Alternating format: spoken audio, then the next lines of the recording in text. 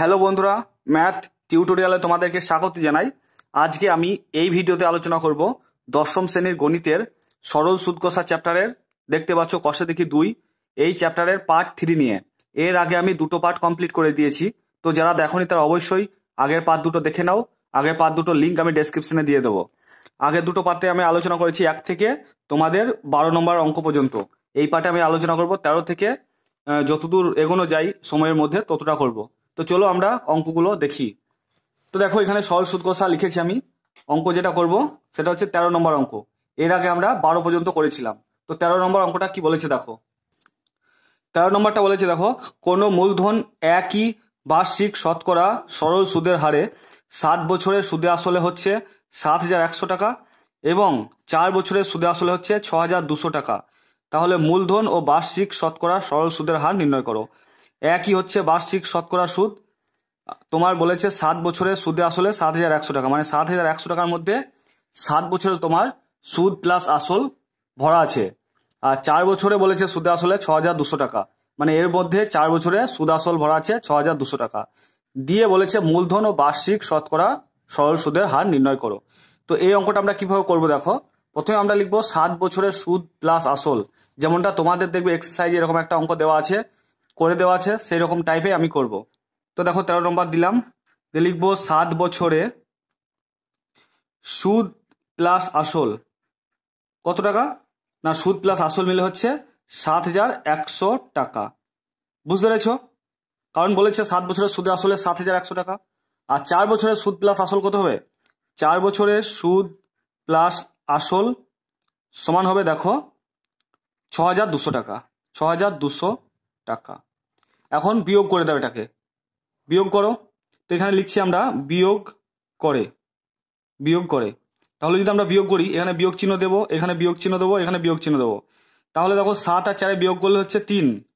3 বছরে আসল আসল কেটে গেল, দিয়ে সুদ পড়ে থাকছে। 3 বছরের সুদ হচ্ছে তোমার 7,100 থেকে 6,200 বাদ দিয়ে দাও, মানে 0 0 2 আর 11 9 11 900 টাকা। বুঝতে পেরেছ? 3 বছরের সুদ হচ্ছে 900 টাকা। তো 1 বছরের সুদ কত, না 1 বছরের সুদ হচ্ছে 900/3।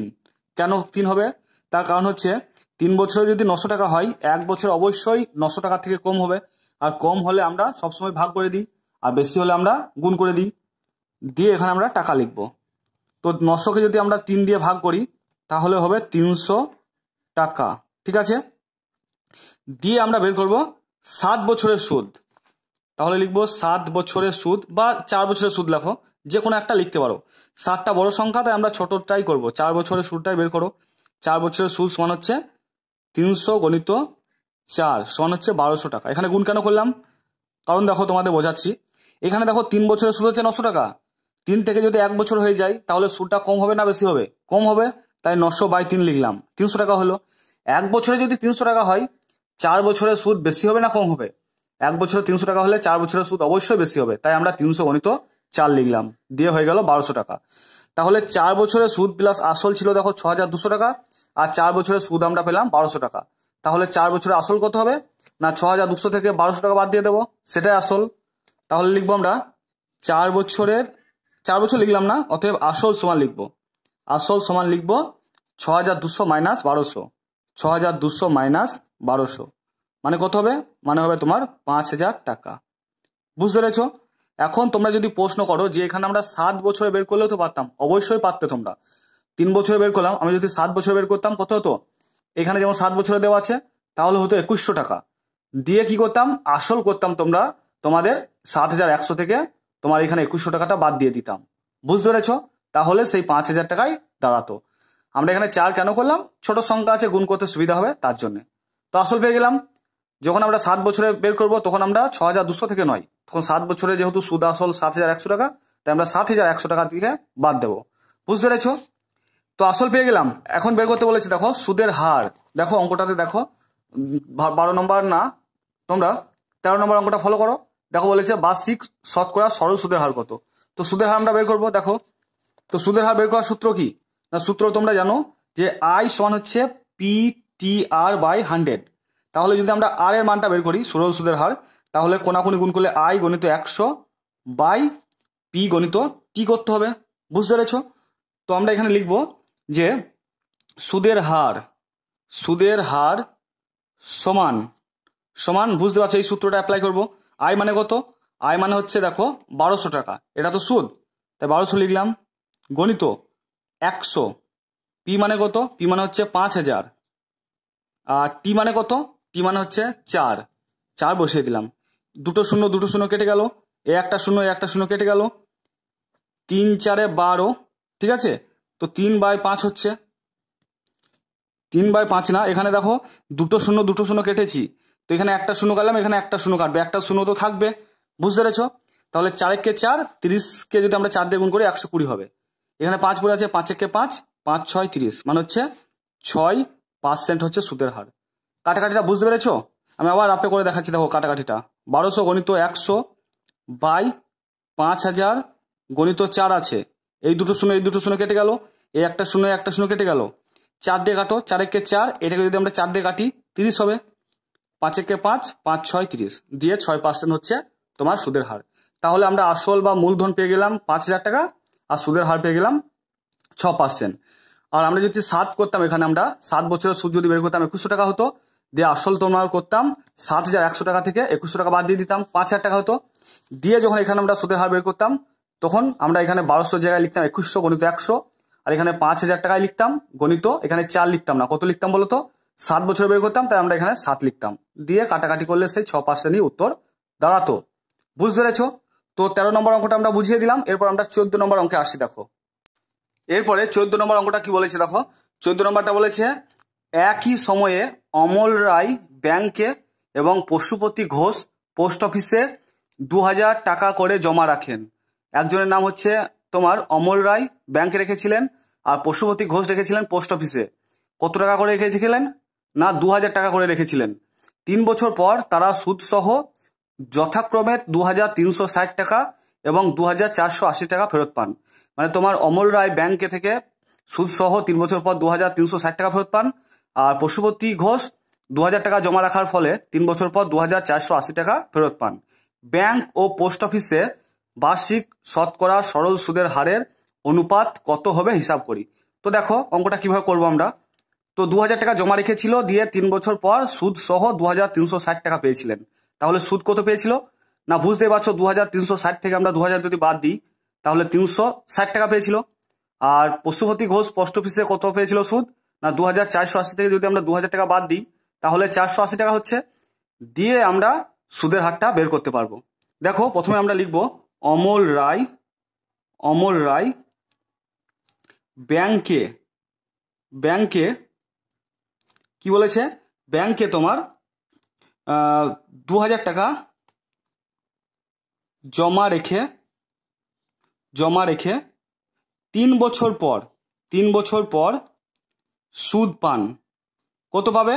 না সুদ পান দেখো 2360 মাইনাস 2000, মানে হচ্ছে 360 টাকা। ঠিক আছে, তো সুদের হারটা বের করে নাও। অতএব ব্যাংকে সুদের হার বের করার সূত্র কি?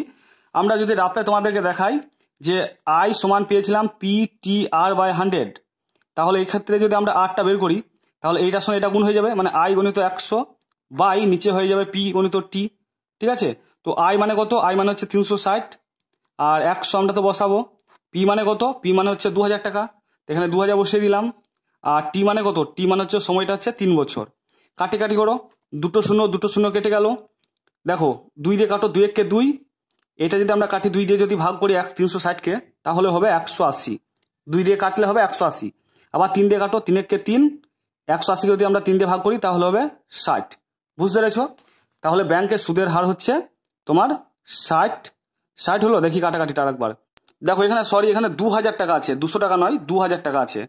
তাই আমরা কি করবো, দেখো তোমাদের কাটাকাটিটা আমি রাফে একবার ভালো করে দেখাচ্ছি। 360 হচ্ছে তোমার আই, আর 100 পি মানে হচ্ছে কত? 2000, আর টি মানে হচ্ছে 3। দুটো শূন্য কেটে গেল, একটা শূন্য কেটে গেল। 2 একে 2, 18 2 36, আর 3 একে 3, 3 6 18, উপর নিচে 3 দিয়ে গেলাম, মানে হচ্ছে 6%। ঠিক আছে, ব্যাংকের সুদের হার হচ্ছে 6%। আবার দেখো পশুপতি ঘোষ কি বলেছে, দেখো পশুপতি ঘোষ পোস্ট অফিসে 2000 টাকা জমা রেখে 3 বছর পরে সুদ পেয়েছিলেন তোমার সুদে আসলে 2480 টাকা হয়েছিল। তাহলে লিখবো পশুপতি ঘোষ পোস্ট অফিসে 2000 টাকা জমা রেখে 3 বছর পর সুদ পান। কত পাবে? না 2480 টাকাটা হচ্ছে সুদ আসলে, 2000 টাকাটা বাদ দিয়ে দেবো, মানে হচ্ছে 480 টাকা। 480 টাকা, ঠিক আছে। অতএব সুদের হার, কোথায় সুদের হার? পোস্ট অফিসে সুদের হার কত হবে? না দেখো, একইভাবে আমরা যদি সূত্রটা লিখি যে আর সমান হচ্ছে আই গণিত 100 বাই পি গণিত টি, তাহলে আই মানে কত? আই মানে হচ্ছে সুদ, তাহলে সুদটা কত? সুদটা হচ্ছে দেখো 480 লিখলাম, গণিত 100 বাই পি মানে হচ্ছে 2000 টাকা, আর টি মানে কত? টি মানে হচ্ছে 3, যেহেতু 3 বছর পর। কাটাকাটি করো, 2 শূন্য কেটে গেল, একটা শূন্য কেটে গেল। এবার 2 দিয়ে কাটো, 2 একে 2, 24 দুগুণ 48, 3 দিয়ে কাটো, 3 একে 3, 3 8 24, মানে 8% হচ্ছে পোস্ট অফিসের সুদের হার। তাহলে এখানে আমরা লিখবো 8%। দিয়ে কি বলেছে দেখো, অঙ্কটা বলেছে দেখো শেষে যে ব্যাংক ও পোস্ট অফিসে বার্ষিক শতকরা সরল সুদের হারের অনুপাত কত হবে। তাহলে আমরা লিখবো ব্যাংক ও পোস্ট অফিসে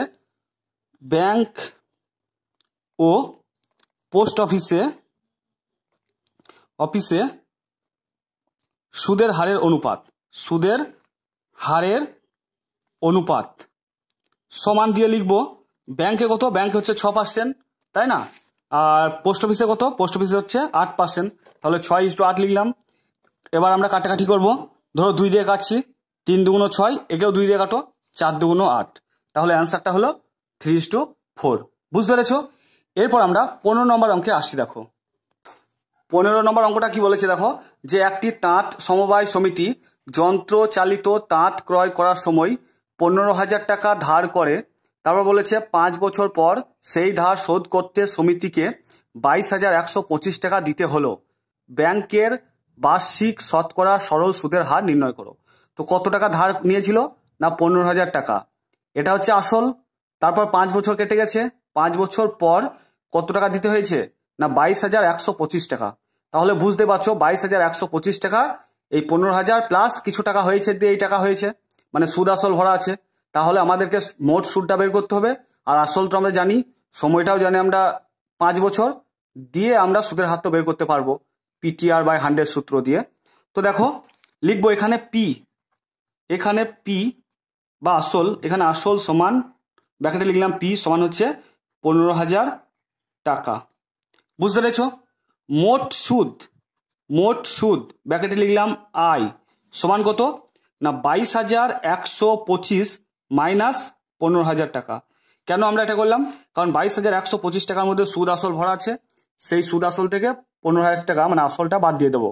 তাহলে 22,125 থেকে 15,000 টাকা বাদ দিয়ে দেখো কত হচ্ছে, 5 2 1 নামলো, আর 5 আর কয় 12, 7 12, আর 2 দিয়ে তো মিলে যাচ্ছে, মানে 7,125 টাকা হচ্ছে তোমার মোট সুদ। আর একবার বিয়োগ করে দেখি, 5 নামলো, 2 নামলো, 1 নামলো, 5 আর কয় 12, 7 12, আর 2 দিয়ে মিলে যাচ্ছে 0। ঠিক আছে, এবার আমরা কি করব?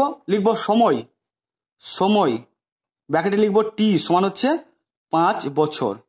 ঠিক আছে, তো আমরা সুদের হার বের করবো কিভাবে দেখো। অতএব সুদের হার যখন আমরা আর বের করব, তখন আমরা সূত্রটা যদি একবার লিখে দিই, কি হবে সূত্রটা? না তোমার দেখো ব্র্যাকেটে লিখছি আই সমান হচ্ছে পি টি আর বাই 100। তাহলে যখন আমরা আরটা লিখবো, তখন 100 সঙ্গে আই গুণ হয়ে যাবে, বাই নিচে চলে আসবে পি গণিত টি। ঠিক আছে, তাই এখানে আমরা লিখবো 100 গণিত আই বাই পি গণিত টি। তো 100 লিখলাম, গণিত আই মানে কত? আই মানে হচ্ছে দেখো 7,125 টাকা, 7,125 টাকা। পি মানে কত? পি মানে হচ্ছে তোমার দেখো 15,000 টাকা, এখানে লিখবো 15,000 টাকা। টি মানে সময়টা কত? 5 বছর, তাই আমরা লিখে দেবো 5। কাটাকাটি করো, 2 শূন্য কেটে গেল। ঠিক আছে, এবার এইটাকে এটা 5 দিয়ে কাটো, 5 একে 5, এটা কত হবে দেখো। ভাগ যদি তোমরা ডাইরেক্ট যদি কাটাকাটি না করো, মানে না করতে পারো, তাহলে ভাগ করে দেখতে হবে। ভাগ করে দেখো, 7 1 2 5, 5 1 5, 2 1, 4 5 20, তারপর 1 2 নামলো, 5 2 10, বিয়োগ করলে 2 5 নামলো, 5 5 25। বুঝতে পেরেছো? আমরা ভাগ করে দেখছি। তাহলে যদি এটাকে আমরা 5 দিয়ে কাটি, অ্যান্সারটা কত হবে না 1 4 2 5। আবার 1 4 2 5কে আবার তোমার কাটাকাটি করো 5 দিয়ে, 5 দিয়ে কাটলে এটা হচ্ছে 30। আর এটা কত হবে দেখো 5 দিয়ে কাটলে, দেখো 5 দিয়ে কাটছি 1 4 2 5কে, 5 2 10, 4 2, 5 8 40, 2 5 নামলো, 5 5 25। তাহলে হচ্ছে 2 8 5, 2 8 5। ঠিক আছে, আবার 5 দিয়ে কাটবে, দেখো 5 6 30, এটাকে 5 দিয়ে কাটো, দেখো 5 দিয়ে ভাগ করো 285কে, 5 5 25, 3 5 নামলো, 5 7 35, মানে হচ্ছে 57। এখানে আমরা লিখবো 57। তো উপরে হচ্ছে 57 আর নিচে হচ্ছে 6। ভাগ করে দেখো, 6 দিয়ে ভাগ করো 57কে, 6 8 48, 6 9 54, বিয়োগ করো 7 থেকে 4 বাদ দিলে হচ্ছে 3, দশমিক বাদ দিলাম 0, 5 6 30। যেহেতু সুদের হার তাই সবসময় পার্সেন্টেজে হবে, তাই এখানে লিখবো 9.5%। ঠিক আছে, এগুলো পার্সেন্ট লিখবে, এখানে পার্সেন্ট চিহ্নটা দেবে। বুঝতে পেরেছো কি বোঝাতে চাইছি আমি? তাহলে এগুলো আমরা রাফে করলাম, তোমরা এই অঙ্কটা টুকে নাও। কি বললাম বুঝতে পেরেছো? প্রথমে আমরা দেখলাম আসলটা কত, 15,000 টাকা, মোট সুদটা বের করে নিলাম, সময়টা বলা আছে 5 বছর, সুদের হারটা আমরা সূত্র অনুসারে পরপর বসালাম, দিয়ে কাটাকাটি করলাম, দিয়ে দেখছি অ্যান্সারটা হচ্ছে 9.5%। ব্যাস, অঙ্কটা হয়ে গেল। এরপর আমরা 16 নম্বর অঙ্কটা তোমাদের দেখাচ্ছি। দেখো 16 নম্বর অঙ্কটা কি বলেছে দেখো, যে আসলাম চাচা কর্মক্ষেত্র থেকে অবসর নেওয়ার সময় 1 লাখ টাকা, একক দশক শতক হাজার অযুত লক্ষ 1 লাখ টাকা পেলেন। ওই টাকার কিছুটা ব্যাংকে ও বাকিটা পোস্ট অফিসে জমা রাখেন। প্রতি বছর সুদ বাবদ মোট 5,400 টাকা পান। ব্যাংকের ও পোস্ট অফিসের বার্ষিক সরল সুদের হার যথাক্রমে 5% ও 6% হয়, তবে তিনি কোথায় কত টাকা জমা রেখেছিলেন? খুবই সোজা অঙ্ক। মোট টাকা কত পেয়েছিলেন না 1 লাখ টাকা, সেই 1 লাখ টাকার মধ্যে কিছু টাকা রেখেছিলেন ব্যাংকে আর কিছু টাকা রেখেছিলেন পোস্ট অফিসে, দিয়ে 1 বছর পর সুদ দেখছে, তোমার মোট সুদ দেখছে 5,400 টাকা হলো। তো ব্যাংকে আর পোস্ট অফিসে সুদের হার দিচ্ছে তোমার 5% ও 6%। ব্যাংকে দিচ্ছে 5% আর পোস্ট অফিসে দিচ্ছে তোমার 6%। তবে তিনি কোথায় কত টাকা জমা রেখেছিলেন? তো আমাদেরকে অঙ্কটা এক্স ধরে করতে হবে। লিখবো ধরি ধরি আসলাম চাচা ব্যাংকে রেখেছিলেন এক্স টাকা, ব্যাংকে রেখেছিলেন কত টাকা না লিখবো আমরা এক্স টাকা, সমান হচ্ছে এক্স টাকা। ওকে, আসলাম চাচা পোস্ট অফিসে রেখেছিলেন কত টাকা না 1 লাখ টাকা থেকে আমরা 1 2 1 2 3 1 লাখ থেকে আমরা এক্স টাকা বাদ দিয়ে দেবো। বুঝতে পেরেছো কি বোঝাতে চাইছি? মোট টাকা হচ্ছে 1 লাখ টাকা, ব্যাংকে যদি এক্স টাকা রেখে থাকে তাহলে পোস্ট অফিসে 1 লাখ থেকে এক্স টাকাটা বাদ দিলে যে টাকাটা হবে সেই টাকাটা রেখেছিলেন। বুঝতে পেরেছো? ধরো তোমার কাছে মোট টাকা আছে 10 টাকা, এখন তুমি কাউকে ধরো দিলে 5 টাকা, বা আমি বললাম 6 টাকা দিলে, তাহলে তোমার কাছে কত টাকা থাকবে না 10 থেকে 6 বাদ দিয়ে দেবে, দিয়ে কত হবে 4 হবে, সেই 4টা তোমার কাছে থাকবে। সেম একইভাবে আমরা 6 জায়গায় এক্স ধরলাম, এটা রাখছে তোমার ব্যাংকে, আর 10 থেকে এক্স বাদ দিলে যেটা হবে সেটা রাখছে পোস্ট অফিসে। ব্যাস, সিম্পল হিসাব। এবার কি করব দেখো, এবার করব এক্স টাকাটা তোমার 5% সরল সুদের হারে ব্যাংক 1 বছরে কত টাকা সুদ দেয় সেটা বের করতে হবে। তাহলে আমরা লিখব যে ব্যাংক এক্স টাকায় কত পার্সেন্ট সুদের হারে না, ব্যাংক দেখো 5% দিচ্ছে, 5% সুদের হারে 1 বছরে সুদ দেয়। 1 বছরে সুদ দেয় কত টাকা না, সূত্র কি? সূত্র হচ্ছে পি গণিত টি গণিত আর বাই 100। এটা হচ্ছে সূত্র। পি মানে কত? পি মানে হচ্ছে এক্স টাকা, আর টি মানে কত 1 বছর, আর মানে কত 5, আর 100 এখানে আমরা নিচে লিখলাম। ঠিক আছে, কাটাকাটি আমরা যদি না করি তাহলে হবে 5x বাই 100 টাকা। ঠিক আছে, কাটাকাটি তো আমরা করবো না, কেন করবো না তোমাদের একটু পরেই বুঝতে পারবে। কাটাকাটি করলেও কোনো অসুবিধা নেই, এরপর লিখবো পোস্ট অফিসে, post office 1 lakh minus x, একটা দুটো 1 2 3, 1 লাখ মাইনাস এক্স টাকার 1 বছরে সুদ দেয়। কত টাকা সুদ দেয়? একইভাবে আমরা লিখবো পি গণিত টি গণিত আর বাই 100। সূত্রটা লেখার দরকার নেই, তোমাদের বোঝানোর জন্য আমি সূত্রটা বারবার লিখছি। পি মানে কত? 1 লাখ মাইনাস এক্স গণিত টি মানে কত? 1, আর মানে কত? আর হচ্ছে তোমার 6%। এখানে 6%টা উল্লেখ করে দিলে ভালো হতো এই লাইনে। Post office 1 lakh minus x টাকায় 6% সুদের হারে 1 বছরে সুদ দেয়, কথাটা লিখবে।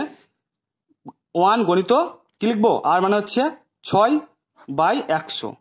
তো এটা রেখে দাও, মানে এটা হচ্ছে কত? 6 ব্র্যাকেটের মধ্যে হচ্ছে 1 লাখ মাইনাস এক্স বাই 100। ঠিক আছে, পাশে লিখে দেবো টাকা। এবার কি করতে হবে দেখো, এবার যে কথাটা লিখতে হবে আমাদেরকে, দেখো প্রতি বছর সুদ বাবদ 5,400 টাকা দেয়, মানে ব্যাংক আর পোস্ট অফিস মিলে কত টাকা দিচ্ছে? 5,400।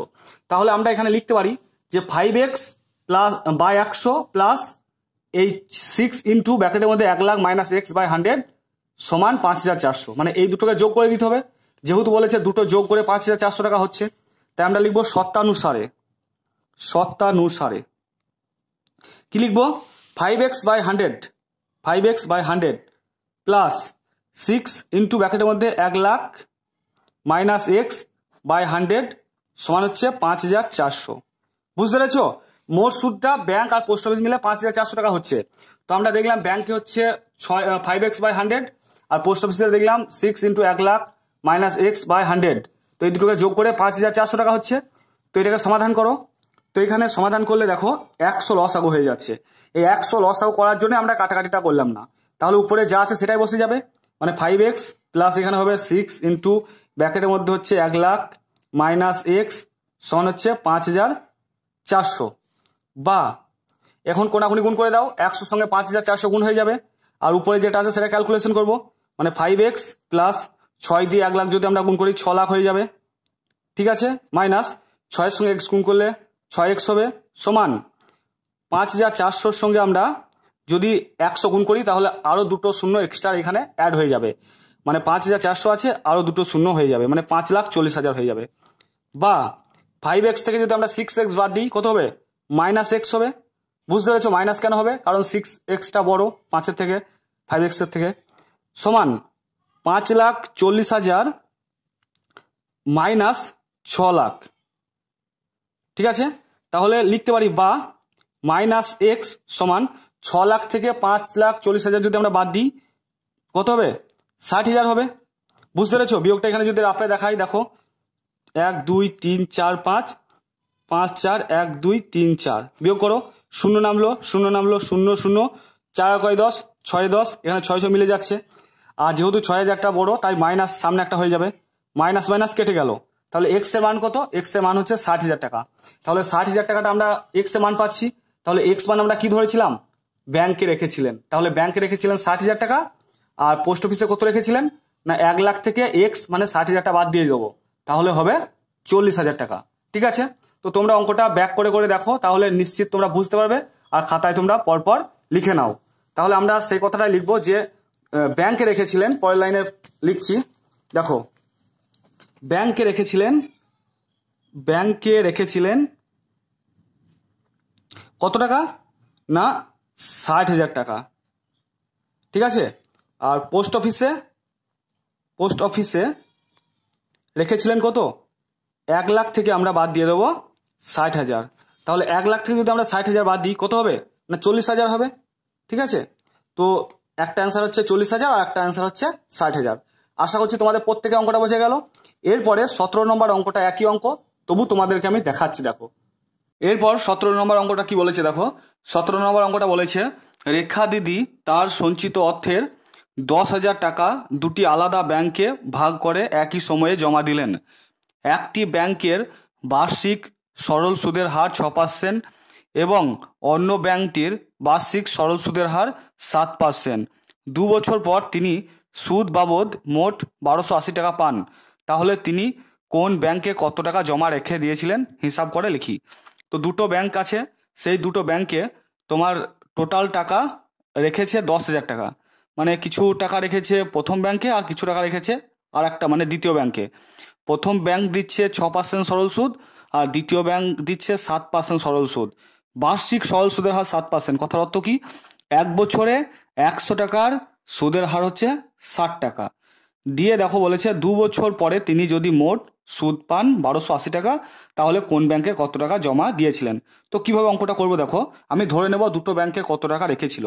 তো লিখছি দেখো, ধরি প্রথম ব্যাংকে জমা রেখেছিলেন, প্রথম ব্যাংকে টাকা জমা রেখেছিলেন কত টাকা ধরবো না এক্স টাকা ধরবো, রেখেছিলেন সমান এক্স টাকা। ঠিক আছে, তো প্রথম ব্যাংকে জমা রেখেছিলেন কত টাকা ধরলাম এক্স টাকা। আর দ্বিতীয় ব্যাংকে টাকা জমা রেখেছিলেন আমরা ধরবো টোটাল টাকা হচ্ছে 10,000, তাহলে 10,000 মাইনাস এক্স টাকা। বুঝতে পেরেছো? তো একটা ব্যাংকে রাখলো এক্স টাকা আর একটা ব্যাংকে রাখলো 10,000 মাইনাস এক্স টাকা। কেন 10,000-এর সঙ্গে বিয়োগ করলাম? কারণ একটা ব্যাংকে যদি এক্স টাকা রেখে দেয় তাহলে আর একটা ব্যাংকে 10,000 মাইনাস এক্স টাকা রাখার কারণ হচ্ছে, বুঝতে পারছো, টাকাটা মোট টাকা হচ্ছে 10,000 টাকা। ধরো তোমার কাছে আছে 20 টাকা, 20 টাকার মধ্যে তুমি কাউকে দিয়েছো 15 টাকা, তাহলে আর কত টাকা তোমার কাছে থাকবে? বুঝতে পারছো, 20 থেকে 15 বাদ দিয়ে দেবে, সেটাই তোমার কাছে থাকবে। সেম একইভাবে আমরা করলাম যে একটি ব্যাংকে রাখলো এক্স টাকা, মানে 15 টাকাটা আমরা এক্স ধরলাম, তাহলে অন্য ব্যাংকে কত রাখবে? 20 মাইনাস এক্স, তাই না? তাই 10,000 মাইনাস এক্স করলাম। বুঝতে পেরেছো? এবার প্রথম ব্যাংকে দিচ্ছে দেখো 6% সরল সুদ আর দ্বিতীয় ব্যাংকে দিচ্ছে কত? 7%। আর সময়টা কত? 2 বছর। তাহলে আমরা লিখতে পারি যে প্রথম ব্যাংকে এক্স টাকায় কত পার্সেন্ট হারে? না দেখো 6%, 6% সরল 6% হারে সরল সুদে কত বছর? না 2 বছরে। 2 বছরে মোট সুদ কত হবে? না মোট সুদের সূত্রটা কি? পি গণিত টি গণিত আর বাই 100। তোমাদের সূত্রটা লেখার দরকার নেই, তোমরা ডাইরেক্ট লিখবে। তাহলে পি মানে কত? পি মানে হচ্ছে এক্স টাকা, আর টি মানে হচ্ছে সময়টা কত? 2, আর আর মানে কত? আর মানে হচ্ছে 6, আর নিচে আমরা 100 লিখবো। তো আগে যেমন আমরা 100টা নিচে রেখেছিলাম, কাটাকাটি করিনি, একইভাবে এটাকেও 100 রেখে দাও, মানে হচ্ছে 6 দুগুণ 12, 12x বাই 100 টাকা। বুঝতে পেরেছো কি করলাম আমি? যে প্রথম ব্যাংকে এক্স টাকায় 6% হারে সরল সুদে 2 বছরে মোট সুদ হচ্ছে পিটিআর বাই 100, এই সূত্রে আমরা করলাম। এবার দ্বিতীয় ব্যাংকে দেখব। দ্বিতীয় ব্যাংকে এখন তো আর এক্স টাকা নেই, দ্বিতীয় ব্যাংকে কত জমা রেখেছে? না 10,000 মাইনাস এক্স।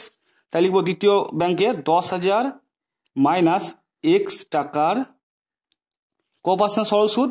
না দেখো বলেছে তোমার 7%, তো লিখবো 7% সুদের হারে 2 বছরে মোট সুদ কত হবে? একইভাবে যদি আমরা পি গণিত টি গণিত আর বাই 100 সূত্র যদি অ্যাপ্লাই করি, তাহলে পি মানে কত? পি মানে 10,000 মাইনাস এক্স, তাই লিখবো 10,000 মাইনাস এক্স। আর টি মানে কত? টি মানে হচ্ছে 2, যেহেতু 2 বছর বলেছে 2, আর আর মানে হচ্ছে 7 বাই 100, এটা হচ্ছে টাকা। বুঝতে পেরেছো? এখন শর্তানুসার আমরা কি লিখবো দেখো, এই প্রথম ব্যাংকের মোট সুদ আর দ্বিতীয় ব্যাংকের মোট সুদ মিলে হবে দেখো বলেছে তোমার 1280 টাকা। বুঝতে পেরেছো? দেখো বলেছে 2 বছর পর তিনি যদি সুদ বাবদ মোট 1280 টাকা পাই, তাহলে আমরা লিখতে পারি শর্তানুসারে কি লিখতে পারি? 12x বাই 100, মানে এটা প্রথম ব্যাংকের সুদ, আর 10,000 মাইনাস এক্স ইন্টু 7 গুণ 14 বাই 100 সমান হচ্ছে 1280। বুঝতে পেরেছো? এই ব্যাংকের আর এই ব্যাংকের, দুটো ব্যাংকের মোট সুদ যোগ করে বলেছে 1280 টাকা পাবে। বা আমরা এখানে 100 লসও করতে পারি, কাটাকাটি না করার অর্থ 100টা নিচে সেম আসবে বলে, তাই 100 লিখলাম। উপরে হচ্ছে 12x প্লাস তোমার 10,000 মাইনাস এক্স ইন্টু 14 সমান হচ্ছে 1280। এখন 100টা এদিকে গুণ হয়ে যাবে, তাহলে কি হচ্ছে দেখো 12x প্লাস এইটার সঙ্গে এটা গুণ করে দাও, 14-র সঙ্গে যদি 10,000 গুণ করি কত হবে? না তোমার 1,40,000 হয়ে যাবে। ঠিক আছে, 1 2 3 4, 1 2 3 4 শূন্য, মাইনাস 14 সঙ্গে এক্সে গুণ হলে 14x, আর 1280 সঙ্গে যদি আমরা 100 গুণ করি কত হবে? 1280 সঙ্গে যদি আমরা 100 গুণ করি আর দুটো শূন্য হয়ে যাবে, তাহলে 1,28,000 টাকা হয়ে যাচ্ছে। বুঝতে পেরেছ? মানে তোমার কোনাকুনি গুণ করে দিলাম, 100টা এদিকে চলে গেল, তাহলে 1280 সঙ্গে 100 গুণ করলে 1280 তো হবেই, সেই সঙ্গে দুটো শূন্য এখানে এক্সট্রা অ্যাড হয়ে যাবে। এখন সংখ্যাগুলোকে ডান দিকে নিয়ে যাও আর এক্সগুলোকে বাম দিকে রাখো, তাহলে লিখতে পারি বা 12x থেকে যদি 14x বাদ দেওয়া হয় তাহলে হবে 2x, যেহেতু 14x বড় তাই 14x আগে মাইনাস চিহ্ন আছে তাই মাইনাস লিখলাম, সমান 1,28,000 মাইনাস 1,40,000। ঠিক আছে, 1,40,000 আর 1,28,000, তো বিয়োগ করলে কত হবে? না বিয়োগ করলে হবে দেখো, বা -2x সমান 1,40,000 থেকে বাদ দাও, 1,40,000 থেকে আমরা বাদ দেবো 1,28,000। ঠিক আছে, বিয়োগ করো, 3টে শূন্য নেমে গেল, 8 আর 10, 2 10, হাতে 1 আছে, 3 আর 4, 1 4, মানে 12,000 টাকা। এখন 14,000টা বড় তাই 14,000 আগে মাইনাস চিহ্ন আছে তাই মাইনাস 12,000 টাকা। মাইনাস মাইনাস কেটে গেল, তাহলে আমরা কি লিখতে পারি? এক্স সমান লিখতে পারি 12,000/2, মানে কত? 12,000/2 মানে হচ্ছে 6,000, তাই না? 12,000-এর অর্ধেক হচ্ছে 6,000 টাকা। তাহলে 6,000 টাকাটা কোথায় রেখেছে? না এক্স যেটা ধরেছে আমরা সেখানে হচ্ছে 6,000 টাকা, মানে প্রথম ব্যাংকে রেখেছে 6,000 টাকা, আর দ্বিতীয় ব্যাংকে কত রাখবে? 10,000 মাইনাস 6,000। বুঝতে পেরেছ? তো এটা আমি পরের পেজে তোমাদের লিখে দেখাচ্ছি। দেখো কি লিখবো, না প্রথম ব্যাংকে জমা রাখেন বা রেখেছিলেন কত টাকা? যেহেতু এক্স টাকা আমরা ধরেছি আর এক্স এর মান বেরোলো 6,000 তাই 6,000 লিখলাম। আর দ্বিতীয় ব্যাংকে জমা রাখেন বা রেখেছিলেন 10,000 মাইনাস 6,000 সমান হচ্ছে 4,000 টাকা। দেখো 6,000 আর 4,000 যোগ করে দাও, তাহলে 10,000 হয়ে যাচ্ছে। ঠিক আছে, তো তোমাদের 16 আর 17 নম্বর অঙ্কটা একই, সেটা দেখে নিলাম। তো বন্ধুরা এই পার্টে আমরা 17 পর্যন্ত করলাম, এরপর আমি নেক্সট পার্টে 18, 19, 20 করব, সেই সঙ্গে কিছু অতি সংক্ষিপ্ত টাইপের প্রশ্ন করব, দিয়ে আর দুটো পার্ট করব, মানে টোটাল আর দুটো পার্ট করলেই তোমাদের সরল সুদ কষা কমপ্লিট হয়ে যাবে। ঠিক আছে, তো তোমরা ভিডিওটা অবশ্যই লাইক করো, আর চ্যানেলটাতে যদি নতুন এসে থাকো অবশ্যই চ্যানেলটাকে সাবস্ক্রাইব করে পাশে থাকা বেল বাটনটিকে ক্লিক করে রেখো, কারণ আমি যখন বাকি পার্টগুলো নিয়ে আসবো তোমরা সঙ্গে সঙ্গে নোটিফিকেশন পেয়ে যাবে। তো বন্ধুরা সবাই ভালো থেকো, সুস্থ থেকো, থ্যাংক ইউ।